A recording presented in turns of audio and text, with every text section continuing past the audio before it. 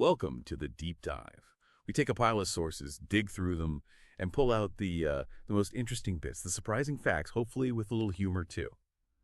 Today we're tackling something you've probably heard of, maybe even felt yourself: heatiness, or he, as it's sometimes called. It gets blamed for all sorts of things: sore throats, skin problems. But what is it really? What's it mean for our health? So our journey today uses personal stories, some common ideas, and importantly, solid science to figure this out. And, well, get ready, because some common beliefs about heatiness, they might not hold up. We're talking chili, melon seeds, even things like, I don't know, milk or fast food sometimes get blamed. We're going to see what's really going on. Okay, so let's unpack this. We hear heatiness all the time. It's almost like a go-to explanation. But in formal medicine, does this concept actually exist? Yeah, that's the crucial starting point. And the short answer is no. Heatiness, or it's just not a concept you'll find in mainstream modern medicine anywhere, really. It belongs more to alternative medicine or maybe traditional health practices. And it's important to say these often operate outside the scientific principles accepted globally by medical communities. They can sometimes seriously violate those principles. Okay, so not a medical diagnosis. But the term itself, it seems, oh, vague. It really is. Heatiness basically just means feeling uncomfortable, feeling unwell. It's a kind of catch-all phrase. If you tried to map it onto modern medical terms, you'd end up with a huge list of specific conditions. Things like gingivitis, periodontitis, tooth decay, sore throats from infections, constipation for various reasons, conjunctivitis, chylitis, that's like inflamed lips, even things like herpes, virus flare-ups, or just simple dehydration. Someone might point to any of those and say, I'm feeling heatiness. Wow, that's a really wide range. So Yeah. it's like a folk explanation for actual distinct medical issues. Exactly. It's a cultural interpretation, you could say, especially for symptoms that involve, warmth or inflammation or redness. So it provides a framework, maybe, Mm. even if it's not scientifically precise. Precisely. It's a convenient label, especially when maybe the exact cause wasn't easily understood in the past. And this belief definitely influences how people see certain foods. Right. Which brings us to a classic suspect: chili peppers. So many people are convinced eating chili causes heatiness. We all know that burning feeling, right? Right. But if heatiness isn't the medical reason, what's the actual science behind that burn? Yeah, chili is a perfect example. That burning sensation. It has nothing to do with actual temperature. It's a chemical trick, basically. Right. There's a compound in chilies called capsaicin. When capsaicin hits the mucous membranes in your mouth, your throat, it stimulates specific receptors. Those receptors send signals up the nerve pathways, and your brain interprets those signals as heat, as burning. It's kind of like menthol. You inent, you feel cool, but your mouth isn't actually colder. It's the chemical fooling your brain. Moving the brain. And what's really interesting is how the brain reacts to that strong burning signal. It perceives it as intense, maybe even painful, so it releases substances to cope, like dopamine. And dopamine, well, it's linked to pleasure, so that's why a lot of people actually enjoy spicy food. Your brain is kind of chasing that dopamine rush triggered by the pain. Okay, that explains quite a lot, actually. So if someone gets, say, sore gums after eating spicy food and blames heatiness, Yeah. what's more likely happening? It's usually much more direct. If you have chili residue, which still has capsaicin lingering in your mouth, maybe stuck between your teeth or in your gums, that residue keeps stimulating the membranes. If your oral hygiene isn't perfect, that constant irritation can definitely lead to inflammation, like gingivitis. That inflammation, that discomfort, that's what they're probably calling heatiness. Not some mysterious internal fire, just direct chemical irritation and maybe a resulting minor infection or inflammation. That's a really clear breakdown for chili. Now, you mentioned personal stories in our sources. There was a fascinating one about melon seeds. Can you walk us through that? It sounds like another case of mistaken identity. Oh, absolutely. This is a great illustration. Someone we know had this experience. They spent a couple of days cracking melon seeds, just continuously eating them. And afterwards, they developed a really sore, swollen throat. Felt quite ill, actually. Slight headache, even a low fever, just over 37 Celsius. Their first thought, naturally, was heatiness from the melon seeds. They'd even noticed this dark smudge on their cheek after eating, thought maybe it was pen ink or something.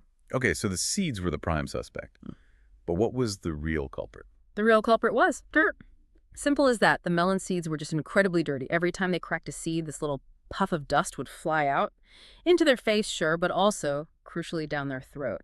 All that inhaled dust, particle after particle, it led to irritation and then a bacterial infection in their throat. That's what caused the soreness, the swelling, the fever. Not the seed itself, but what was on the seed. Exactly. It wasn't the melon seed being inherently heaty, it was contamination. And the proof came when they decided to wash the seeds. Their partner helped. Apparently, the water from the first wash looked like, and I quote, yellow river water, just thick with sediment. Wow. Yeah. It took 3 washes before the water ran clear. After they dried those washed seeds and ate them, no throat problems at all. Their hands stayed clean too. It just screams quality control issue, right? Yeah, Even with the supposedly big brand product, it was the dirt, not the food. So the melon seeds were completely innocent, Yeah. wrongfully accused. Totally. If you buy shelled melon seeds, perfectly clean ones, you won't get that reaction. It's all about hygiene and avoiding contaminants, not some intrinsic property of the food. This is really shifting the perspective. It sounds like a lot of what gets labeled heatiness actually comes down to, well, basic hygiene and avoiding irritants. So if we forget the heatiness label for a second, what's the most practical way to prevent these kinds of discomforts? You've hit the nail on the head.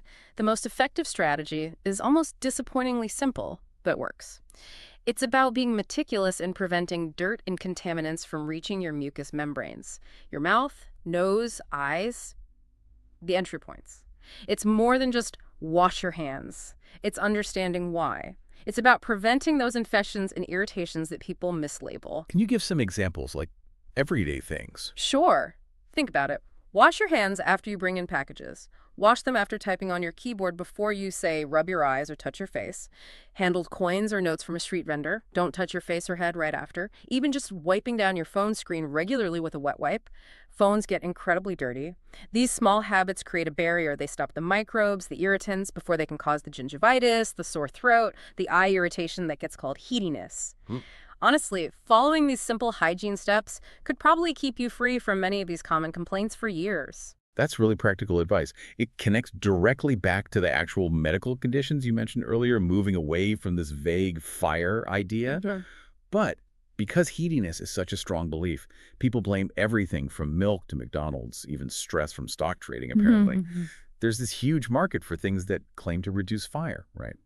And that must open the door for some questionable, maybe even dangerous products. It absolutely does. And this is where things get genuinely concerning.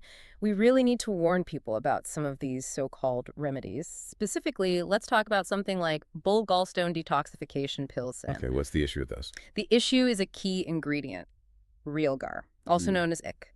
Chemically, it's tetraarsenic tetrasulfide. The important word there is arsenic. In fact, the Chinese pharmacopoeia actually specifies that these pills must contain at least 90% of this arsenic compound. Arsenic, that sounds bad. It is. The fundamental point is this. You should never ingest arsenic compounds, period. Regardless of claims about how stable they are, the very idea that Realgar can reduce fire, which, as we've discussed, is a vague term for many different issues scientifically, it just doesn't make sense. It's like claiming one single substance can magically cure everything from a sore throat to constipation to a headache. Does any medicine really work like that? It strains credibility. So it's ineffective, but is it actually harmful? Extremely harmful. Let's put it in perspective. We know there are safe daily limits for arsenic exposure, often discussed with things like rice contamination. For an average person, the recommended maximum daily intake is around 120 micrograms. Okay. Now, one single bull gallstone detoxification pill contains about 300,000 micrograms of arsenic. 300,000. Yes. That's 2,500 times the recommended safe daily limit in one pill. That's staggering. How do manufacturers even justify that? Well, their explanation usually goes something like this. They claim the arsenic in their Realgar is very, very stable. They say the tetraarsenic tetrasulfide won't break down in the body, not even in stomach acid, so hardly any arsenic gets released. Wait, if it's so stable that it doesn't react or get absorbed? Exactly. You see the logical flaw, right? If the ingredient is so incredibly inert that it just passes right through you unchanged, then why put it in the pill at all? What possible benefit could it have if it doesn't interact with your body? The argument completely contradicts itself. So it's either dangerously releasing arsenic or it's doing nothing at all, making the claims pointless. Precisely. That's why whenever you hear heatiness or feel those symptoms yourself, the crucial thing is to think pragmatically. Find the real cause. Is it dehydration? An infection? An irritation? Address that specific issue with proven, safe methods. Just randomly taking supposed fire-reducing medicines isn't just ineffective for the actual problem. It can be, as we see with arsenic, truly profoundly harmful. Wow, that was quite the journey. From a common feeling to, well, arsenic poisoning risks. It really reinforces that what we call heatiness is so often a mislabeling of real physical reactions, infections, irritations, maybe just poor hygiene. It's about understanding the body's actual signals, not relying on these vague, traditional terms that lack scientific basis. Definitely. And that warning about unscientific remedies, especially those containing dangerous ingredients like arsenic, is incredibly important. Being informed means knowing what not to do, too. Absolutely. And it leads to a broader thought, really, for you listening. In this world absolutely overflowing with information, with countless remedies pushed at us from all angles, traditional or modern, how do you build that critical thinking skill? How do you learn to tell the difference between a deeply ingrained cultural belief and solid, verifiable scientific fact, especially when it's about your own health? What steps can you actually take to make sure you're seeking real, effective solutions, not just grabbing for a quick fix that might end up causing more harm than good? That is a powerful question to think about, a great place to leave it. Thank you for joining us on this deep dive today. Stay curious, everyone, stay healthy, and definitely keep thinking critically. We'll catch you next time.